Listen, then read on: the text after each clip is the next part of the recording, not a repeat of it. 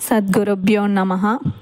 యువ సామ్రాట్, పారలౌకిక విద్యా విశారదుడు, క్షరాక్షర వివేచన విద్యా సంపన్నులు, పరిపూర్ణ బోధస్థితి పురుషోత్తములు, అభినవ శివరామ దీక్షితులు, శ్రీమద్ రాజాదిరాజ మహారాజ రాజ యోగీంద్ర చంద్రులు, పరిపూర్ణ బోధ విశిష్ట సోపానక్రమ ప్రవచనాచార్యులు, నిత్య నూతన సత్య ప్రబోధానంద సత్యవ్రతాచార్య సౌమ్యుడగు శ్రీ శ్రీ శ్రీ పూర్ణానంద బ్రహ్మానందార్య సద్గురుభ్యో నమో నమః.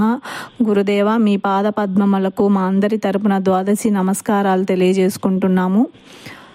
గురు స్వరూపం గురించి గురువు గారు వివరణ చెప్పుచున్నారు. జై గురుదేవ. మహేశ్వరః గురు సాక్షాత్ పరబ్రహ్మ తస్మై శ్రీ గురవే నమః. అక్షరోపాధిరహిత సిద్ధాంతం పూర్ణబోధోపదేశిక శ్రీ అమలానంద వెంకట స్వామి రెడ్డార్య సద్గురుభ్యో నమో నమః. అస్మద్గురు సమారంభం కృష్ణ సాందీప మధ్యమం ఓంకార పీఠ పర్యంతం వందే గురు పరంపరం. మనము శ్రీ శివరామ దీక్షిత అచల గురు సాంప్రదాయములో దేవదేవుడైన గురుదేవుని చేరి గురువుకు తనుమన ధనములు సమర్పించి జీవిత పర్యంతము గురువు స్థానాంగ భావాత్మ సేవలు చేస్తూ గురుముఖేన సృష్టి పరిపూర్ణ బోధలో ఉన్నటువంటి మర్మ ధర్మాలన్నీ తెలుసుకుంటున్నాము. ఇంత చక్కటి అవకాశము మనకు కలిగింది. ఇది ఎంతో గురు కృపగా భావిస్తూ మనం అందరము దీన్ని సద్వినియోగం చేసుకొని మీకు చెప్పినటువంటి సబ్జెక్టులన్నీ కూడా ప్రతిదినము ఒక్కొక్కసారి ఆలోచన చేస్తూ వాటిని తిరిగి పునః విచారణ చేస్తే మన హృదయ జాలములు స్థిరంగా ఉండిపోతుంది. ఈ విధంగా పునః విచారించాలని మిమ్మల్ని అందరినీ నేను కోరుకుంటూ, ఎందుకంటే ఎరుకకు మరుపు సహజ లక్షణము. ఎరుకకుండే లక్షణాలలో ప్రధానమైనటువంటి లక్షణం మరుపు. ఎరుకకు అనేక విభూతులు ఉన్నాయి, అనేక సామర్థ్యాలు ఉన్నాయి, అనేక శక్తులు ఉన్నాయి, అనేక రకాలైనటువంటి సృష్టిలో ప్రతి సృష్టి చేసే అద్భుతమైనటువంటి కౌశల్యము ఉంది. ఇన్ని రకాలుగా ఉండినా దానికి ఒక సహజ గుణం ఉంది, మర్చిపోయే గుణం. అందుకే మరుపు లేకుండా మనం అన్ని కాలాలలో దాన్ని గుర్తించుకొని హృదయజాలములో సదా గురువుని మనం భజిస్తూ ధ్యానిస్తూ గురువు చెప్పినటువంటి పదాలను పునః విచారించుకున్నప్పుడు ఎరుకకు మరుపు అనే సహజ గుణము నశిస్తుంది. అందుకే పెద్దలు చెప్పారు, అనగననగ రాగం అతిశయిల్లుచునుండు, తినగ వేము తీయనుండు, సాధనమున పనులు సమకూరు ధరలోన విశ్వధాభిరామ వినురవేమ అని పెద్దలు చెప్పారు. దాన్ని మనం ముందుంచుకొని విచారణ చేసినప్పుడు మనకు అర్థమవుతుంది. అందుకే గురు సాంప్రదాయంలో ప్రవేశించిన మహనీయులైన గురుపుత్రులు నరకులమానికి సంబంధించిన విషయజాలాలను, నరకులములో ఉండే వాటిని మనం తగిలించుకోకుండా గురుకులములో ప్రవేశించాం కాబట్టి నిరంతరము గురుకులానికి సంబంధించిన వేద విద్యను అధ్యయనం చేస్తూ పరిపూర్ణ బోధనందలి మర్మధర్మాలను క్షుణ్ణంగా మరియు నిర్ణయాత్మకంగా ఎవరైతే తెలుసుకుంటారో వారి పద ఫలాలు సంపూర్ణంగా అనుభవించిన వారు అవుతారు. ఆ విధంగా మనం అందరం అనుభవించాలని కోరుకుంటూ, ఎందుకంటే ఈ సృష్టికంతా ఒకే దేవుడు ఉన్నాడు, ఆ దేవుడే గురుదేవుడు. ఆ గురుదేవునికి మతము, జాతి, కులము, భాషా, లింగ భేదాలు లేకుండా అన్ని కాలాలలో గురువు చైతన్య స్వరూపుడై, విద్యాస్వరూపుడై, మంగళ స్వరూపుడై ఉంటాడు. అందుకే మనం గురుతత్వాన్ని, అంత అఖండ చేతన బ్రహ్మస్వరూపుడు, నిరంతరము చైతన్య స్వరూపుడైన గురువునే మనం దేవదేవునిగా భావిస్తున్నాము. గురుడు నరుడనుచు దలచిన, గురు మంత్రము మరచియున్న, గురుపుత్రుల ఆదరణ యొనర్చకయుండిన, గురువును విడనాడి రెండో గురుని చేరినను, సద్గురు బోధ ఎరిగి దూరినను, ఎరుక మహత్యము ఎరిగిన నరునకు తప్పదు నరకము, ఇంకో గురుని చేరినను, సద్గురు బోధ ఎరిగి దూరినను. పెద్దలు అద్భుతంగా మనకు తెలియజేశారు. ఏమని చెప్పారు? నాయనా, గురుడు నరుడను చుదలచిన, గురుని నరుడిగా భావించకూడదు. మనము రూపమేమో నరరూపం ఉంటుంది గురువుకు, నన్ను మీరు గురువుగా భావించారో నేను నరరూపములోనే ఉన్నాను. అందరి వలె ఇంద్రియాలు, శరీర సౌష్ఠవము, దేహము యొక్క గుణాలు, అవస్థలు అన్ని నరుల వలె ఉన్నాయి. మరి నరుల వలె ఉన్నప్పుడు గురువుని నరునిగా భావించకూడదు అంటాడు కృష్ణ ప్రభువు. ఎందుకు? దేహము గురుస్వరూపము కాదు, దేహాన్ని నడిపే దేహి గురుస్వరూపము. ఆ దేహి విద్యావంతుడై, సర్వమంగళ దివ్యస్వరూపుడై, సమస్త వేదసారుడై, సనాతన ఋషుల ప్రోక్తమైనటువంటి ఈ పరిపూర్ణ బోధ మర్మధర్మాలను క్షుణ్ణంగా తెలుసుకొని మహాగుణనీయుడై ఉన్నాడు గురువు. అది గురుస్వరూపం. దేహము నరరూపములో ఉండినా అందరి దేహములలో ఉండే దేహి వలె కాకుండా గురునిగా మీరు భావించినటువంటి గురువు అఖండ విద్యాస్వరూపుడై ఉంటాడు. చెప్పారు పెద్దలు. ఏమి చెప్పారు? మంగళం శ్రీ గురుదేవాయ. గురువు అంటే మంగళకరుడు, అమంగళం ఉండదు గురువుకు. సృష్టిలో అన్ని అమంగళకరమైనవే. మన శరీరము, ప్రాణము, మనస్సు, బుద్ధి, ఇంద్రియాలు అంటే వీటికి స్థిరత్వము, శాశ్వతత్వ చైతన్యము ఉండవు. అమంగళం ఇవి. ఒక కాలం ఉంటాయి, ఒక కాలం ఉండవు. అట్లే భార్య, తల్లి, తండ్రులు, హితులు, సుతులు, బంధు బాంధవులు, కనుక వస్తువాహనములు, క్షేత్రములు, పాత్రములు, ఇంకా ఏమేమి ఉన్నాయో వస్తువాహనాలు సృష్టిలో, జంతువులు, పశువులు, ఇవన్నీ కూడా అమంగళకరమైన. గురువు శ్రీ గురుదేవాయ. శ్రీ అంటే పరమాత్మ స్వరూపుడై ఉన్నాడు గురువు.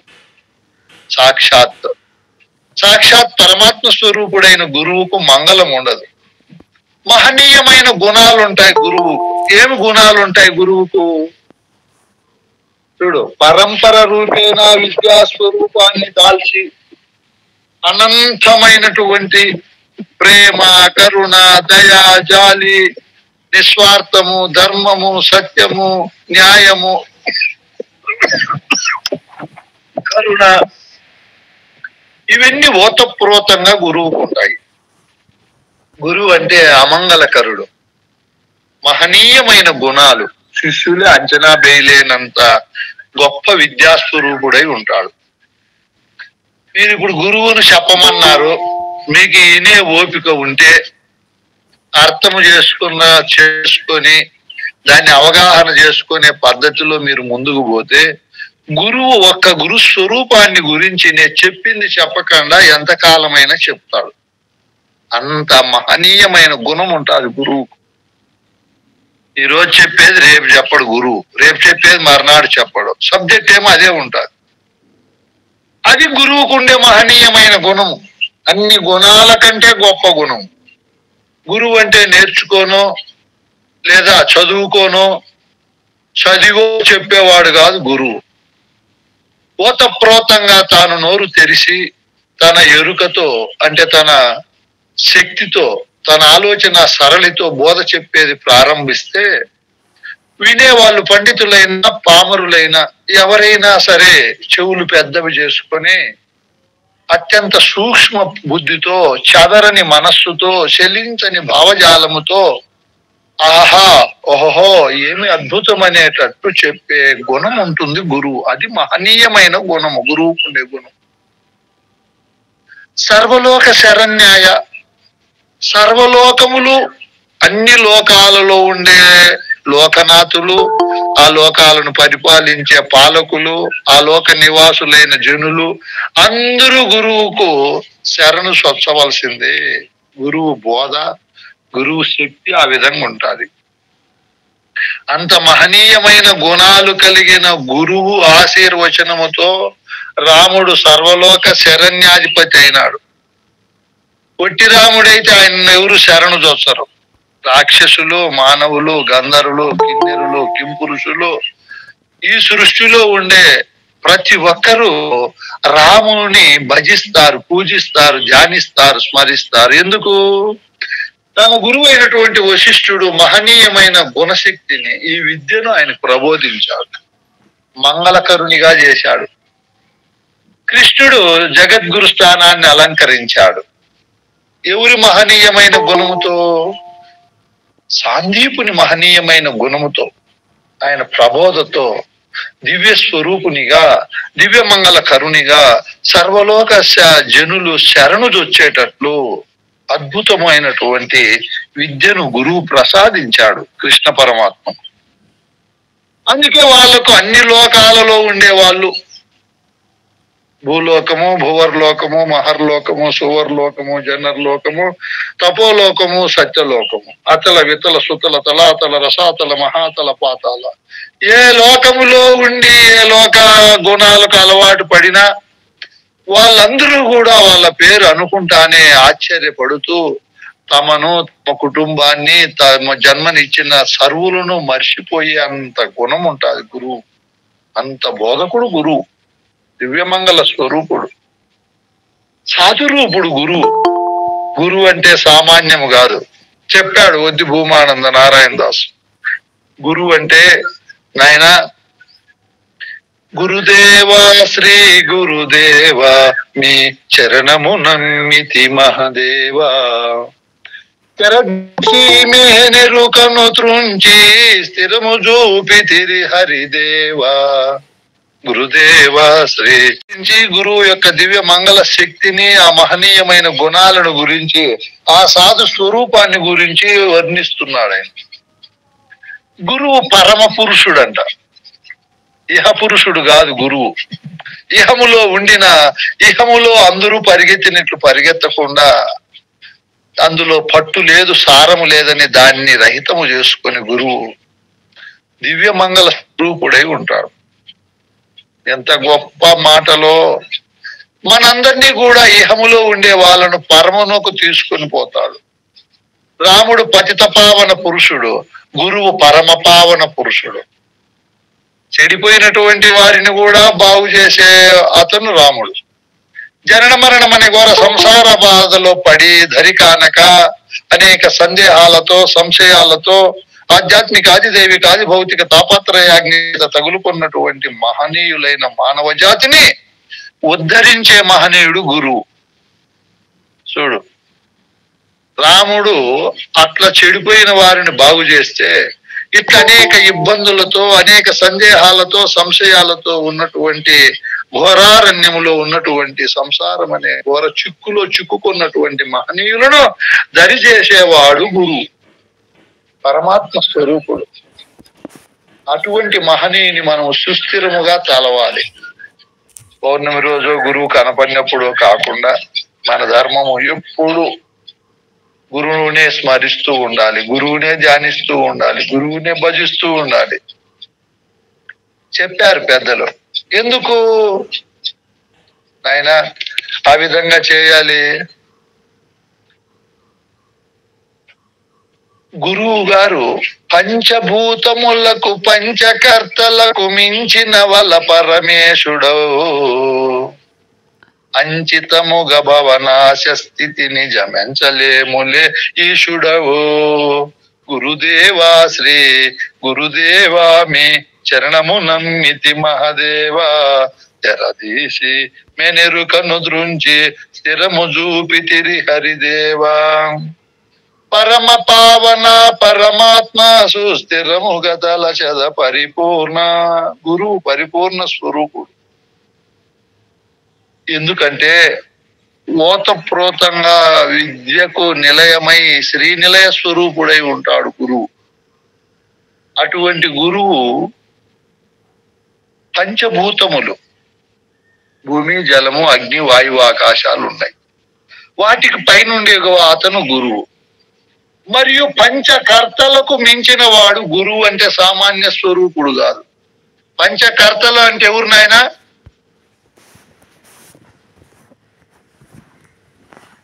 బ్రహ్మ విష్ణు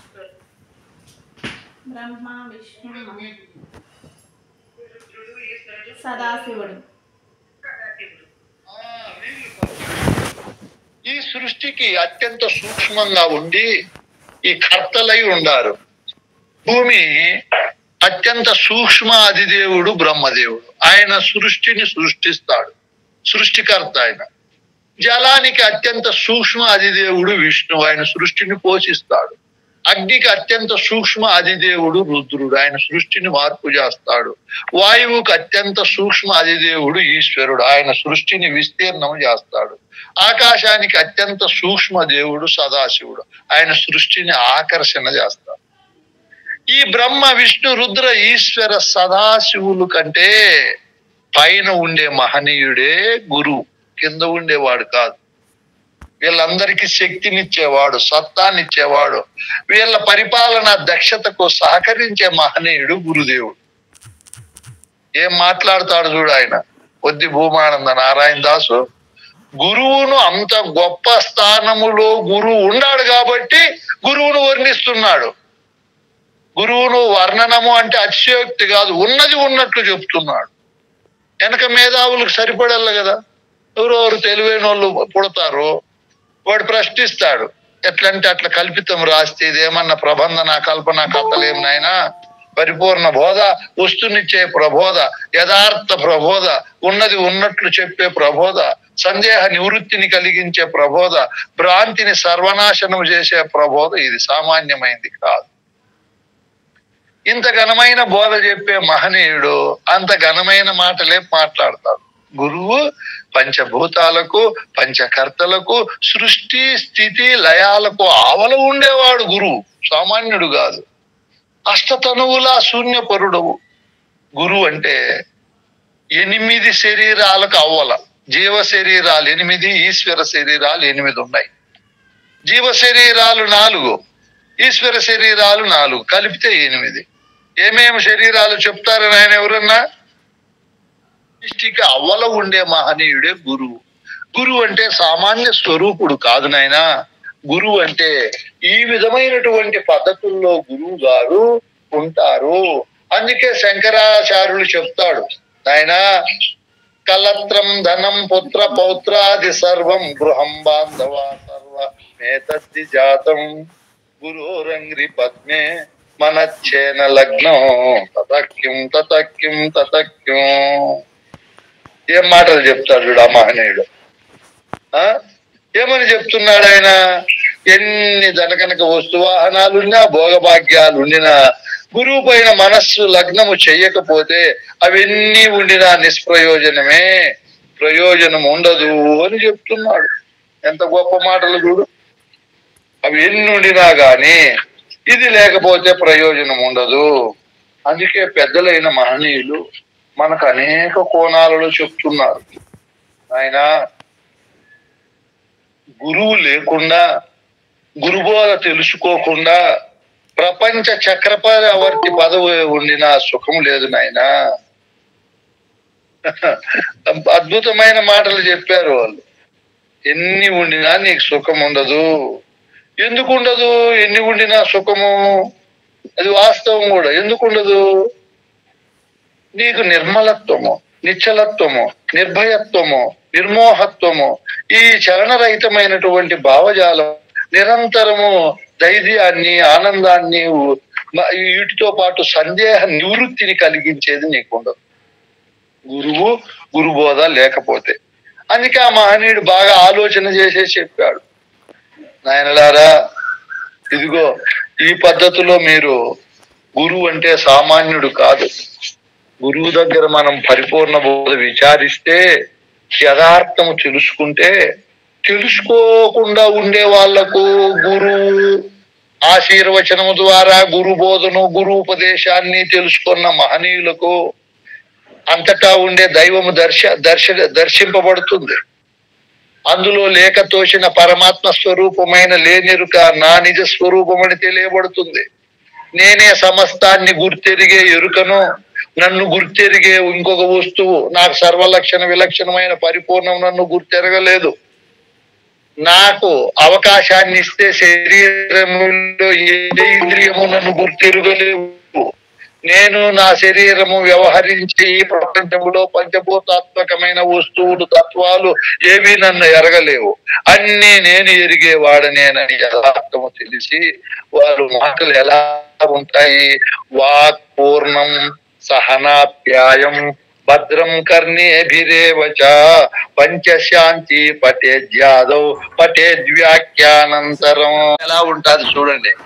5 రకాలుగా శాంతి కలుగుతాదంట. మనకు వాక్కులు పూర్ణంగా ఉంటాయి. పరిపూర్ణ బోధ ఎరిగిన వారు మాట్లాడే మాటలు సంపూర్ణ విద్యా స్వరూప సర్వమంగళ స్వరూపమై సర్వజన హితాన్ని, సర్వజనులకు సందేహాన్ని పోగొట్టేటట్లు ఉంటాయి. ఆ వాక్కులు ఆకర్షణాత్మకంగా ఉంటాయి. వాళ్ళ మాటలంటే అందరూ వినాలనుకుంటారు. నేను గ్రంథేవాన్లపల్లి అని ఒక ఊరికి పోయి ఇక్కడ ఉపన్యాసం చెప్తా ఉన్నా. ఒక అతను కాలకృత్యాలకు తీర్చుకోలేకపోయి అక్కడ ఆ సభకు కొంచెం దూరంగా మైకులో బోధ విని వచ్చి, అద్భుతం, మహా అద్భుతం స్వామి, ఎంత బాగుంది మీ బోధ, నేను మైమర్చిపోయాను, 1:15 అందులో లైవ్ అయిపోయాను అని ఎంత ఆనందపడి చెప్పాడు ఆయన. ఆయన లౌకికుడు, గురుబిడ్డ కాదు, దీనికి సంబంధించిన వాడు కాదు. అట్లా గురువు నోరు ఇప్పితే వాళ్ళ వాక్కులు, గురుకులములో చేరినటువంటి వాక్కులు, గురువు అంటే ఏమో, గురు పదవి అంటే ఏమో, గురు పదములంటే ఏమో తెలుసుకున్నటువంటి మహనీయునికి కలిగే లాభము ఆయన వాక్కులు సంపూర్ణ సరళత్వాన్ని, నిరహంకారత్వాన్ని, సత్యత్వాన్ని, సర్వజన మోహనత్వాన్ని కలిగిస్తాయి.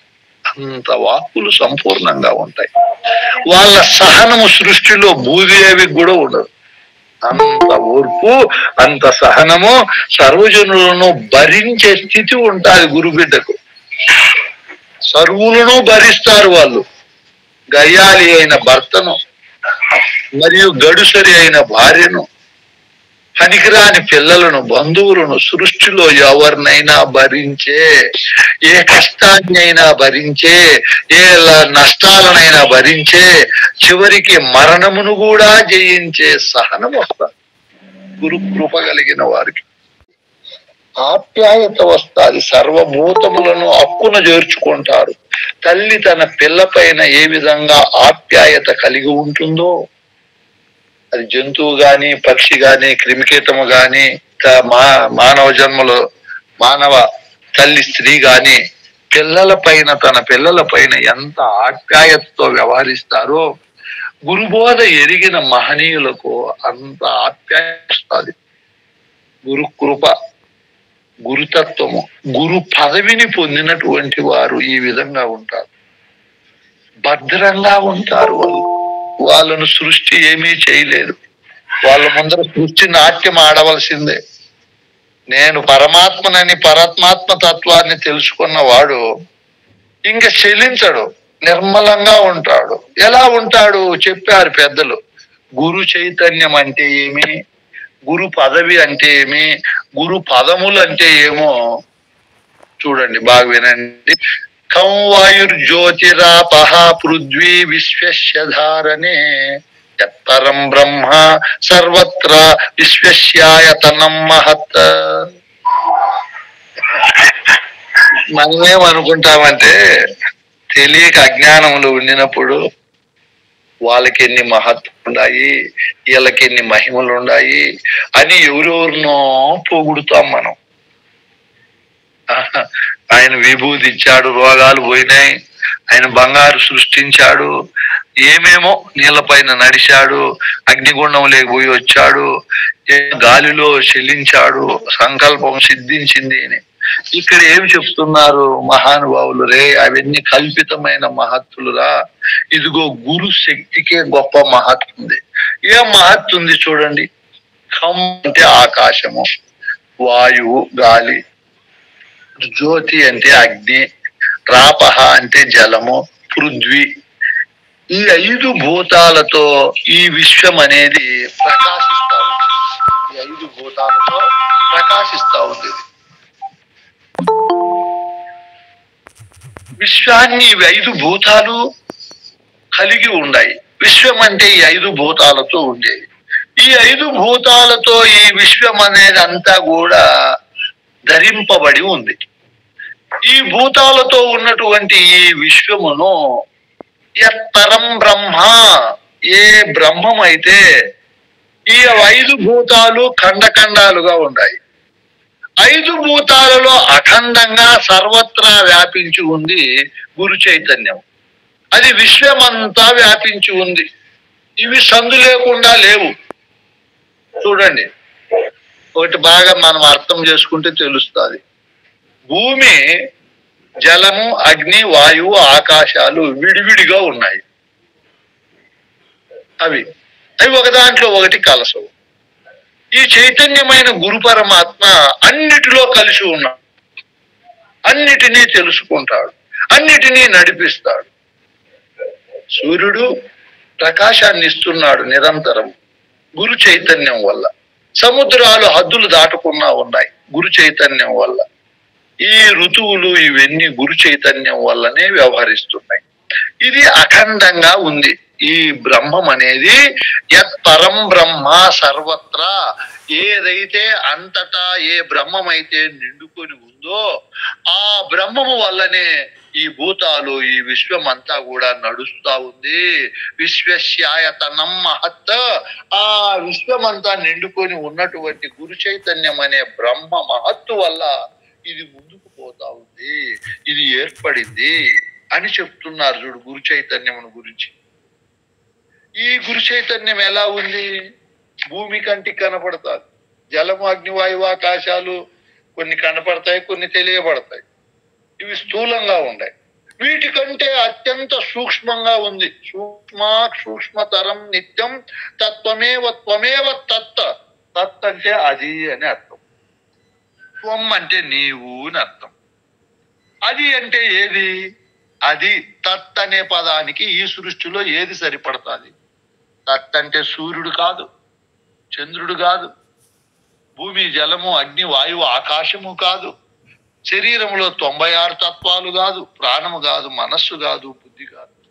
తత్ అంటే వీటన్నింటినీ ఏదైతే తెలుసుకుంటా ఉందో, వీటన్నింటినీ ఏదైతే ప్రకాశింపజేస్తా ఉందో, ఏది ఉంటే ఇవన్నీ నడుస్తాయో ఆ పరమాత్మే తత్. గురువు మళ్ళీ చెప్తున్నాడు, త్వం. త్వం అంటే నీవు బిడ్డ. ఆ పరమాత్మే నీ స్వరూపమునైనా శిష్య. ఆ గురు చైతన్యమే నీ చైతన్యం. చైతన్యానికి భేదం లేదు. ఇది సూక్ష్మతరం నిత్యం, ఎప్పుడు అత్యంత సూక్ష్మంగా ఉండేది ఇది గురు స్వరూపం. ఇప్పుడు నా స్వరూపము, మా గురు స్వరూపము, మా గురువు స్వరూపము, మా గురువు స్వరూపము అంతా అదే, నిత్యము ఉంది అది. ఇప్పుడు నా నుంచి మీకు ప్రవేశిస్తా ఉంది, మీ నుంచి ఇంకా ఎంతో మందికి ప్రవేశిస్తుంది. అదే తత్, అదే త్వం. త్వమేవ తత్. తత్ అన్నా అదే, త్వం అన్నా అదే. అదే నీవు, నీవే అదే ఉన్నావు. నీవు సాక్షాత్ పరమాత్మ స్వరూపుడువు, గురు చైతన్య స్వరూపుడువు. నీవైన పరమాత్మ జాగ్రత్త స్వప్న సుషుప్త్యాది ప్రపంచం యత్ ప్రకాశతే. ఏ వస్తువు అయితే ఉంటే జాగ్రత్త, స్వప్నము, సుషుప్తి, ప్రపంచము ప్రకాశిస్తున్నాయో, ఏ వస్తువు ఉంటే ఇవన్నీ ఏర్పడుతున్నాయో అదే గురు పరమాత్మ, అదే గురు చైతన్యము. అదే నేను అనుకోని ఉండడమే నువ్వు గురు పదవిని అలంకరించు. ఇప్పుడు ఏ కోణములో చెప్పినా నీకే వస్తుంది అది. ఇన్ని ఉపనిషత్తులు, వేదాలు, భగవద్గీత, బ్రహ్మసూత్రాలు, భద్రాజ రామశతకము, కందార్థాలు, కందపద్యాలు ఏ కోణములో విచారించినా నీ దగ్గరికే వస్తాయి. చెప్పారు పెద్దలు కూడా. అల చతుర్వేద మహావాక్యముల యందు నీవే గురువు నీవే. బ్రహ్మమన్నా గురువు అన్నా ఒక్కటే. ఉపనిషద్ భాష్యంబులు హించి వెదకిన నీవే గురు చైతన్యమే నీవు. యోగ శాస్త్రములలో యుక్తి సాధించిన నీవే గురు చైతన్యమే నీవు. మంత్రశాస్త్రములలో మర్మములు తెలసిన నీవే గురు చైతన్యమే నీవు. ఆ పదవే నీ నిజ స్థానమై నీ స్వరూపమై ఉన్నదని వేదాంత సిద్ధాంత వేత్తలెల్లా నిన్ను చేరుటకునై నిన్ను చింతించుతున్నారు. గురు పరమాత్మ. ఈ గురు పరమాత్మనే అందరూ చింతిస్తున్నారు. ఆచారులు, సిద్ధులు, వేదాలు, వేదాంతము తెలిసిన వారు సమస్తము దాన్నే అదే ప్రకాశ వస్తువు అంటున్నారు. ఇంత గొప్ప స్థానములో మనం పుట్టి గురు పదవిని అలంకరించినామంటే ఇంకేం కావాలి నాయన? చెప్పాడు కృష్ణ ప్రభువులు కూడా. ఏమని నుడువుదును నా భాగ్యమును నేనెంతని పొగడుదును, భామిని మణి బుచ్చి వెంకమ భరత పరసు రామ సీతారామ దేశిక వరుడు నన్నిటు రారయని దీక్షములిడే. ఏమని నుడువుదును అట్లా క్రమంలో చెప్పుకుంటూ మరచిపోయిన నా స్వస్వరూపము మరల నా మదికెరుక చేసే.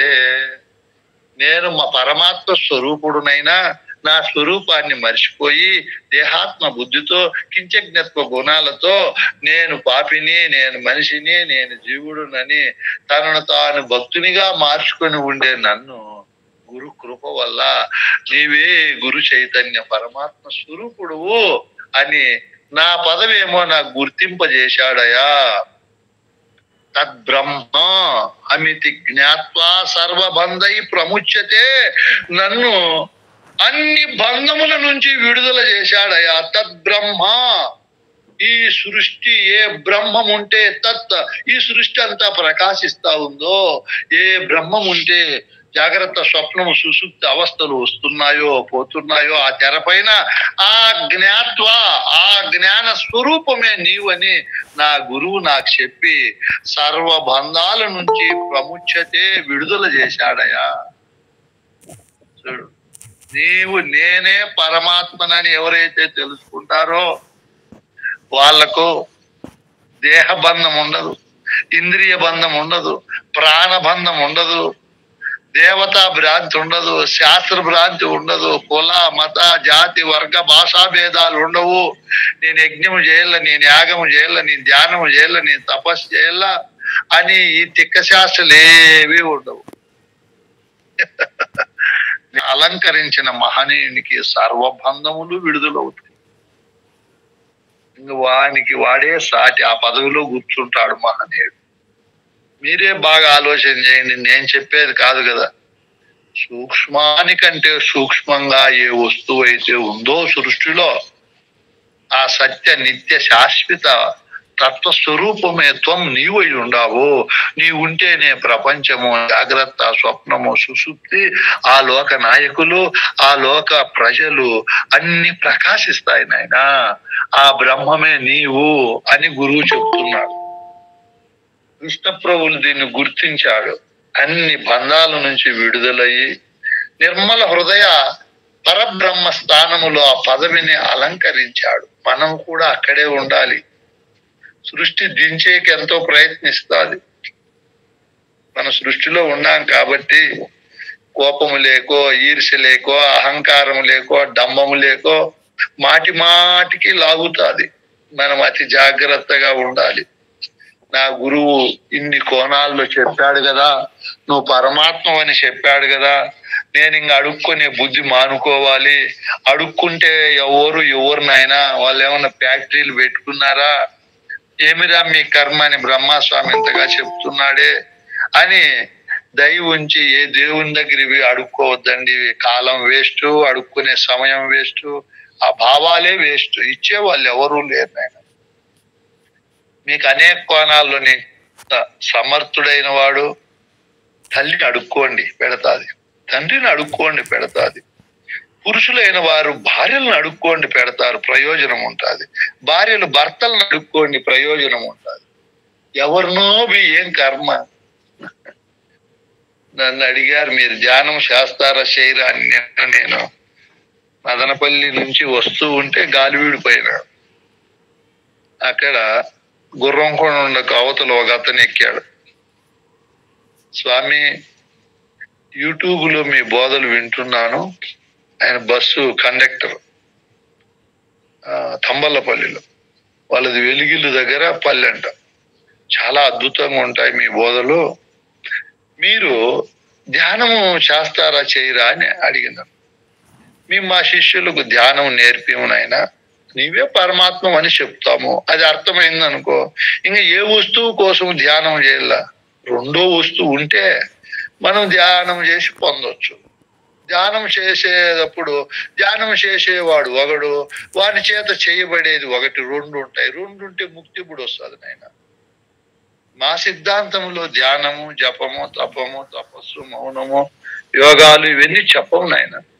ఇదిగో ఉన్నది ఉన్నట్లు చెప్పి, ఇదిగో నాయన నీ సంసారం బాగా చేసుకో, ఎవరిని మోసగించద్దు, సాధ్యమైనంత వరకు అబద్ధాలు చెప్పొద్దు, ఉన్నంతలో తృప్తిపడు. నన్ను నువ్వు ఎంత గౌరవిస్తావో గురువుగా నన్ను, నాకంటే 1,00,000 రెట్లు 1,00,000 రెట్లు మీ భార్యను గౌరవించు, తల్లిదండ్రులను గౌరవించు. ఇట్లా చెప్పి పంపుతాం నాయన. మేము సంసారం బాగా చేసుకో, అనవసరమైన ఖర్చులు డాంబికాలకు పోవద్దు నాయన. ఆ పిల్లోడు ఎంతో సంతోషపడే, వస్తా స్వామి నాయన. ఇవ్వటోళ్ళకు మేము చెప్పే కూడా కంకణం కట్టుకొని ఉన్నాము. తప్పేముంది గురువు దగ్గర వింటే? దీని ఫీజులా లేవు, ఏమన్నా నియమాల, పలానా కులము పలానా జాతి అని అది లేదు.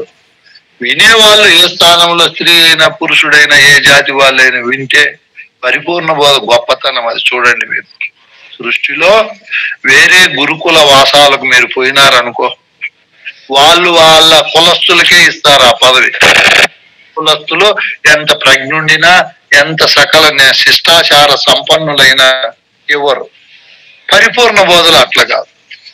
వాళ్ళు ఏ కులము గాని, ఏ జాతి గాని, ఏ మతం గాని బోధలో అరుడులై బోధ అర్థం చేసుకుంటే వాళ్ళల్లా గురువులు చేస్తారు. ఏ కోణములో చూసినా ఇది గొప్పది నాయన. ఇంకా నీవే పరమాత్మ అని నేను చెప్తున్నానా? యో వేదాదౌ స్వరః ప్రోక్తో వేదాంతే చ ప్రతిష్ఠితః నిశ్చయః పరస్సమహేశ్వరః. ఇప్పుడు ఈ సృష్టి అంతా పుట్టల్లన్నా చైతన్యం అనే పరమేశ్వరునిలోనే సృష్టి పుడతాది. సృష్టి అంతా అందులోనే పోషింపబడతాది. మళ్ళీ సృష్టి అంతా అందులోనే లయమైపోతాది. చూడండి, ఈ దేహము, దేహ సంబంధమైన ప్రపంచ విషయాలు నేననే పరమాత్మ యందున కనపడతాయి. నేననే పరమాత్మ యందున తోస్తాయి అవన్నీ కూడా. నేననే పరమాత్మ ఉంటేనే ఇవన్నీ కూడా అందులో తెలియబడుతూ ఉంటాయి. నేననే పరమాత్మ లేనప్పుడు అవి ఉన్నా తెలుసుకునే వాళ్ళు ఎవరు లేరు. చూడు ఎంత గొప్ప మాటలో ఇవి. నేననే గురు చైతన్యం అనే పదవి పైన, పీఠము పైన ఇవన్నీ తెలియబడుతున్నాయి, సృష్టింపబడుతున్నాయి, పోషింపబడుతున్నాయి, మళ్ళీ అక్కడే లయింపబడుతున్నాయి.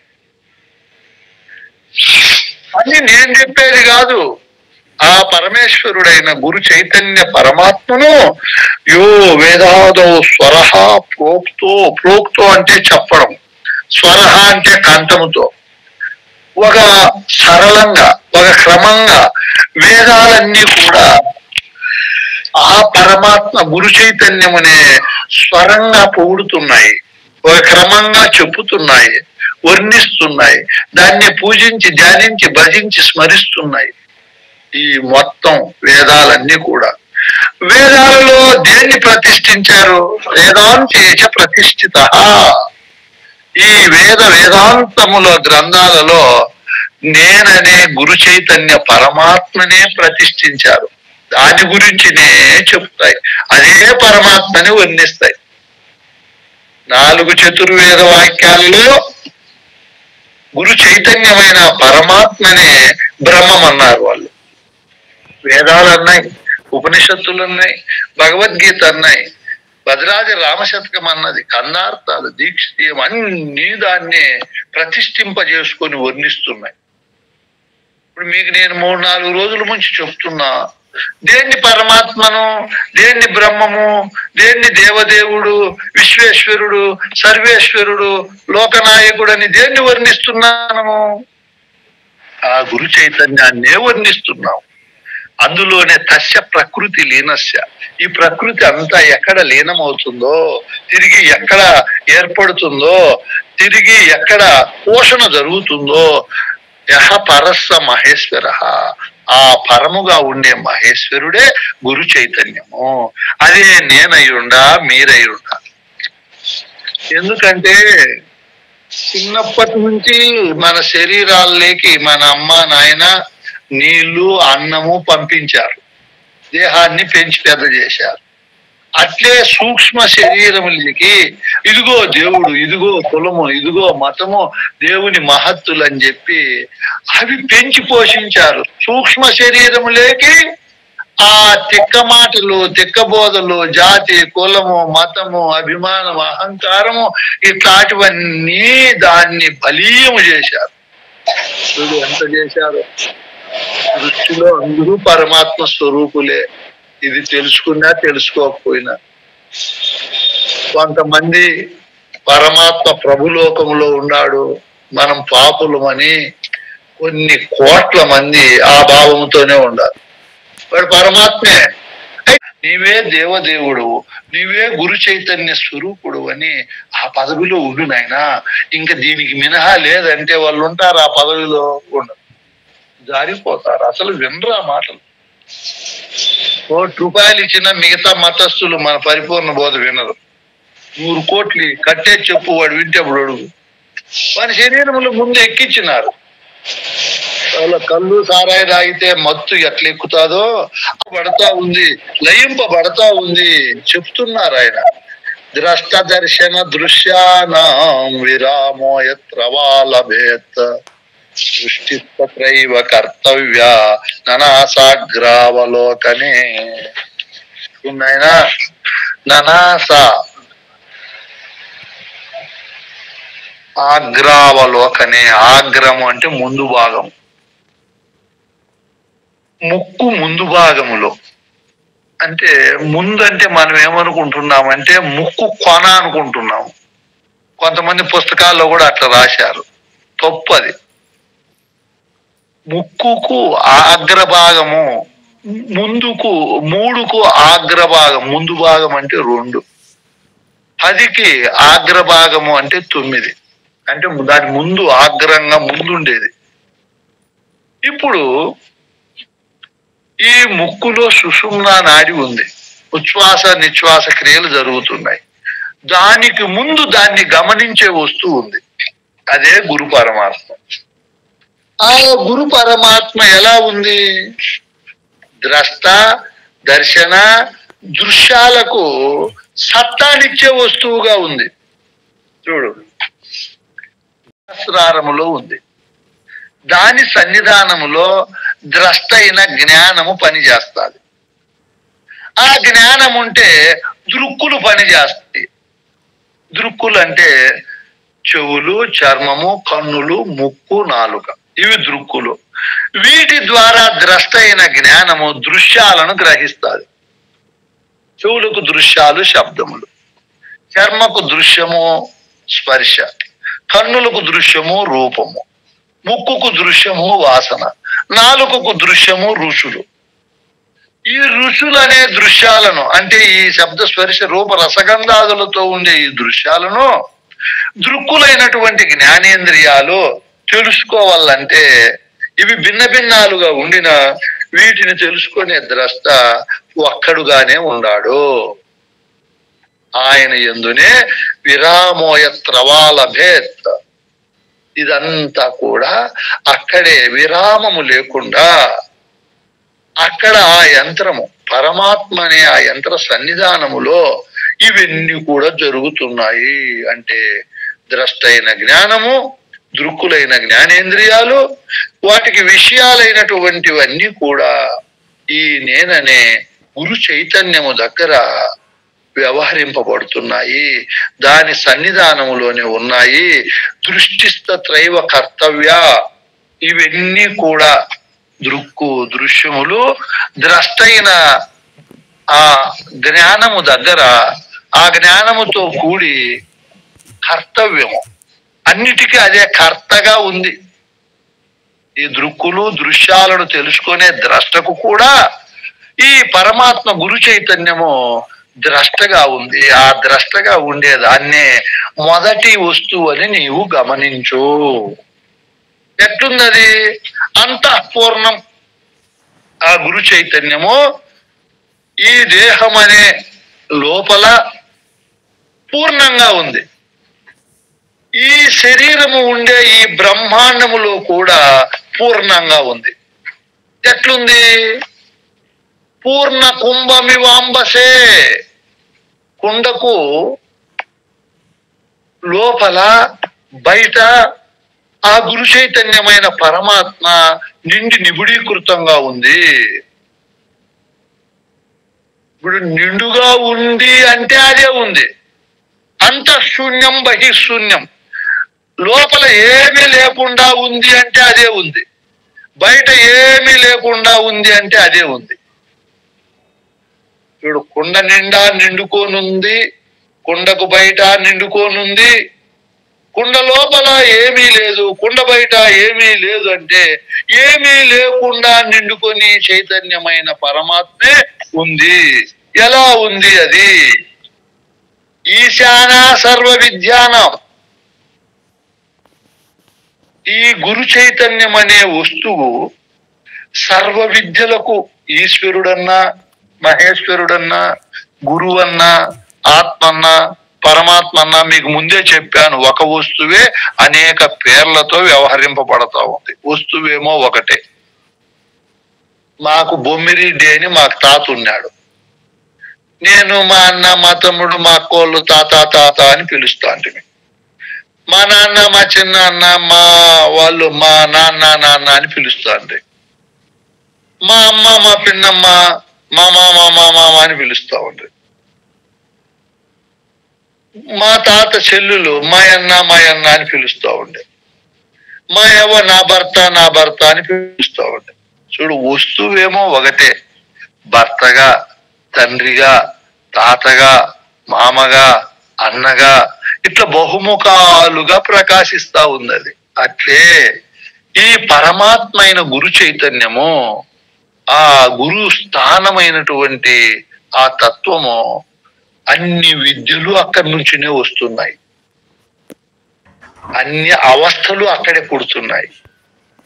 అన్ని భాషలు, మతాలు, కులాలు, జాతులు ఎవరు పుట్టించి ఆ బ్రహ్మకు అధిపతిగా ఉండి నడిపించేది ఆ స్వరూపమే.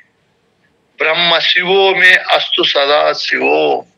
ఆ శివస్వరూపము అస్తు ఎప్పుడు శివస్వరూపమై మంగళ స్వరూపమై ఓతప్రోతంగా సృష్టిని నడిపిస్తా ఉంది. ఎప్పటి నుంచి ఉంది ఆ గురు చైతన్యం చెప్పలేము. ఇప్పుడు నాలో ఉంది, మీలో ఉంది. అంతకుముందు మన తల్లిదండ్రుల్లో ఉండేది, అంతకుముందు మన తాత ముత్తాతల్లో ఉండేది, అంతకుముందు వాళ్ళట్టు పెంచుకుంటా పోతే ఆ పరమాత్మ స్వరూపమే ఈ స్వరూపము. ఈ స్వరూపమే ఆ స్వరూపం. ఆ స్వరూపమును తోసే అవస్థలు, శరీరము, భార్య, పిల్ల, జాతి మరియు ధనము, ధాన్యము, నా పొలము, నా వాహనములు ఇవన్నీ వెళ్ళిపోతాయి. మా నాయన నా పొలం అని పోయాడు, మా తాత నా పొలం ఇల్లు అని పోయాడు. వాళ్ళు నావి అనుకోండేటివన్నీ వెళ్ళిపోయాయి. ఆ నేనే అవ్యయంగా ఉండి మా నాయన స్వరూపమైంది మా తాతే నా స్వరూపమైంది. కాబట్టి ఈ చైతన్యం అనే పరమాత్మ ఈ విధంగా ఓతప్రోతంగా ఉండి ఈ సృష్టి అనే దృశ్యము తన ఎందున అగుపింపజేస్తూ ప్రదర్శింపజేస్తూ ఇది దానికి పీఠమై ఉంది. అందుకే ఓంకార పీఠ సిద్ధాంతం బ్రహ్మ విద్యోపదేశికం. మనము ఈ నేననే గురు చైతన్యమైన పరమాత్మను పీఠముగా ఏర్పాటు చేసుకొని ఈ విద్య అంతా కూడా ప్రకాశిస్తా ఉంది. పరంపరగా ఆ పీఠము నేననే పరమాత్మ చైతన్య పదవి నుంచినే ఈ బోధ అంతా వస్తూ ఉంది. ఎక్కడి నుంచి వస్తా ఉంది? శ్రీ మహావిష్ణు పర్యంతం, శ్రీ దక్షిణామూర్తి నుంచి నేడు మన సుగురు వరకు ఆ చైతన్యమైన పరమాత్మే పరకాయ ప్రవేశం అవుతూ పీఠస్థానములో ఉండి అక్కడ ద్వాదశి షోడశులనే పదాలను తెలియజేసి భ్రాంతి రహితము చేసి మనకు ఆ గురు చైతన్యము, ఆ గురు పదవి, ఆ గురు పదముల ద్వారా మనకు 5 రకాల శాంతులు కలుగుతున్నాయి. ముందు చెప్పుకున్నట్లు వాక్కులు పరిపూర్ణ బోధ ఎరిగిన మహనీయుడు వాక్కులు పూర్ణంగా, సత్యంగా, యథార్థంగా, ఫలప్రదంగా సర్వజనులను రంజింపచేసేటట్లు ఉంటాయి వాక్కులు.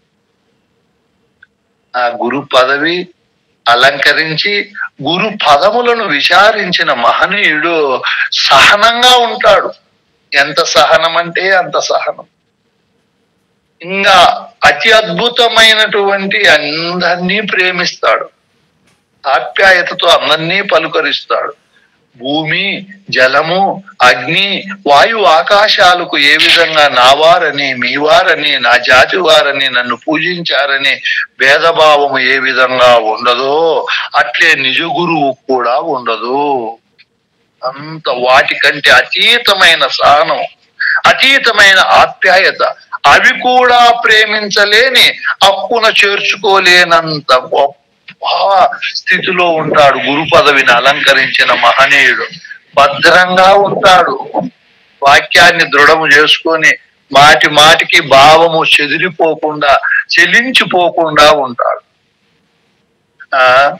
భద్రమైన మాటలు విని ఉన్నాడు, అట్లా మాటలే వింటాడు, అట్లా గురు పూజలకే పోతాడు, అట్లా గురువులతోనే సంభాషిస్తాడు. అటువంటి గురువులు చెప్పిన బోధలు పలుమార్లు విచారించుకొని నిర్ణయించుకుంటాడు. అందుకే మనమందరము మొదట ఒక ఖండార్థం చెప్పాను. నేను ఏం ఖండార్థం చెప్పాను? మహనీయుడు ఆయన చెప్పే పదాలు అత్యంత అమృత తుల్యంగా వేద సారాన్ని అనేక కోణాలలో చెప్పి అందరికీ ఫలప్రదాన్ని అందించే మహనీయుడు గురువు అంటే చెప్పాడు. నిర్వికారాయ సకల నిత్యముక్తిదాయకాయ నిర్గుణాయ నిర్మలాయ నిత్యమంగళం. గురువుకి చెప్పారు. గురువుకు ఇవన్నీ ఇంకా ఇది చెప్పాలంటే మళ్ళీ 1-2 గంటలు పడుతుంది. రేపు చెప్పుకుందాం అవకాశం ఉంటే. గురువు చెప్పి ఆ మంగళ స్వరూపాన్ని గురించి జాలమాంబ గారు చెప్తున్నారు. ఆయన గురువు నరుడు కాదు, గురువు చెప్పిన మంత్రాలను మరవకూడదు, గురుపుత్రులు గురు సంఘాన్ని ఆదరణ చేయాలి.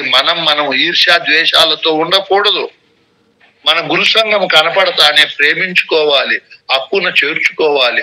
ఒకరు గురు పూజ పెడితే మనమంతా పోయి అందులో పాల్గొనాలి, వారి సహాయ సహకారాలు అందించాలి, దాన్ని ఫలప్రదం చేయాలి.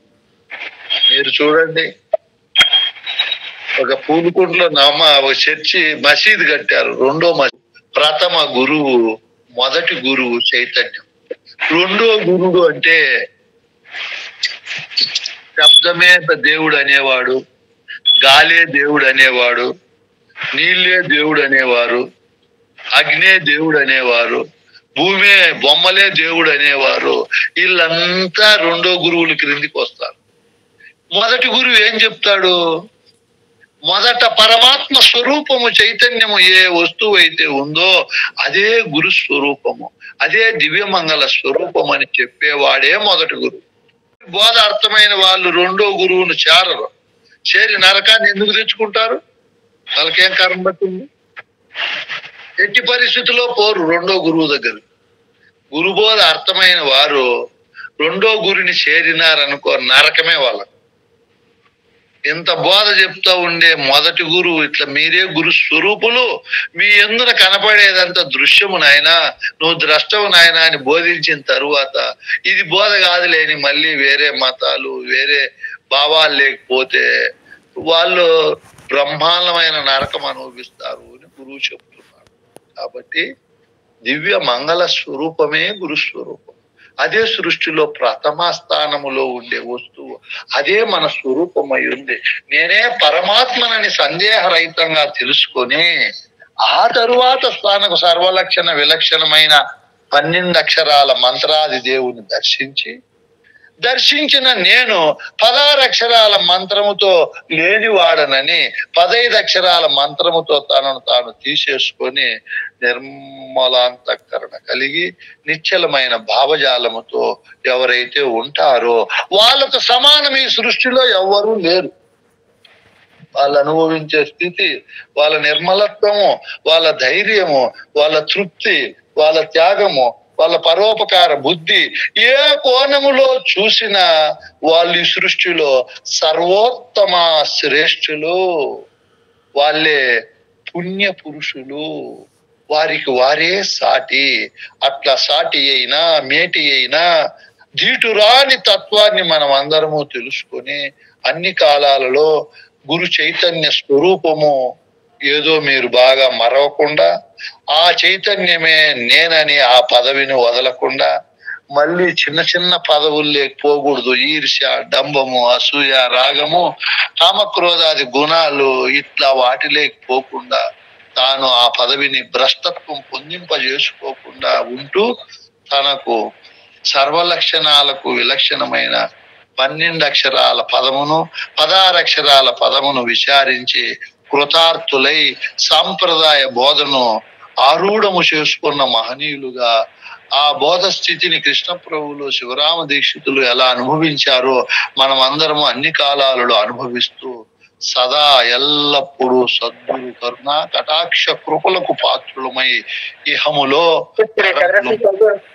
ముక్తి క్రియల్లో సంపూర్ణ విజయవంతులమై ముందుకు పోవాలని, అందుకు మనం అందరము ఒకరికొకరు సహకరించుకుంటూ ఏ విధమైన ద్వేషము, ఏ విధమైన ఈర్ష్య భావాలు లేకుండా ముందుకు పోవాలని, అటువంటి శక్తిని మన గురువుదేవుడు అన్ని కాలాల్లో ఇవ్వాలని మనస వాచ నేను కోరుకుంటూ, గురుస్థానములో నేను అధిష్టాన చేతన బ్రహ్మస్థానములో ఉండి ఆ పదవిలో ఉండి త్రికరణ శుద్ధిగా మీకందరికీ కూడా ఆశీర్వచనాలు, సర్వ సుమంగళములు, సర్వ జయములు కలగాలని, బోధస్థితి పొందాలని పదే పదే కోరుకుంటూ ఈరోజు ఇంతటితో ముగిస్తున్నాను.